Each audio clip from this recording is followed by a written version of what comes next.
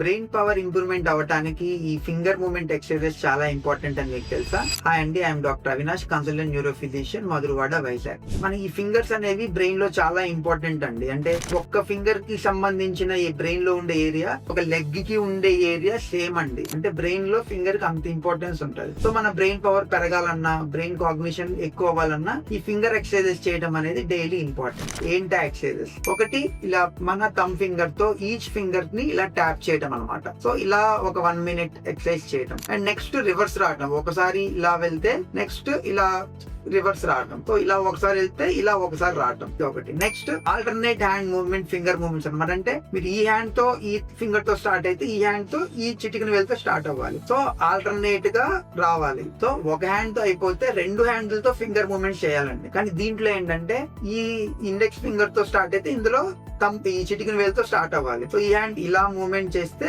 అదే టైంలో ఆపోజిట్ లో ఈ హ్యాండ్ ఇలా మూవ్మెంట్ చేయాలి. సో ఇలా ఇలా ఇలా ఇలా ఆపోజిట్ మూవ్మెంట్స్ వెళ్ళాలన్నమాట. సో ఇది ఇంకో ఎక్సర్సైజ్. ఇంకోటి ఆల్టర్నేట్ హ్యాండ్ మూవ్మెంట్స్. అంటే ఈ హ్యాండ్ ఇలా మూవ్మెంట్ చేస్తూ ఇది ఓపెన్ చేయాలి. సో ఆల్టర్నేట్ హ్యాండ్ మూవ్మెంట్స్ చేస్తున్నా అది ఇంప్రూవ్మెంట్ వస్తుంది. అండ్ ఇంకోటి నెక్స్ట్ లెవెల్ ఏంటంటే ఈ హ్యాండ్ ఆల్టర్నేట్ మూవ్మెంట్స్ చేస్తూ ఈ హ్యాండ్ తో ఇలా ఫింగర్ ఎక్సర్సైజ్ చేయాలన్నమాట. ఇది అల్టిమేట్ ఎక్సర్సైజ్ అనమాట. సో ఈ ఫింగర్ మూవ్మెంట్స్ చేస్తూ ఉంటే మనకి బ్రెయిన్ కాగ్నిటివ్ ఎక్సర్సైజ్ అనేవి చాలా ఇంప్రూవ్మెంట్ అవుతుంది. Thank you.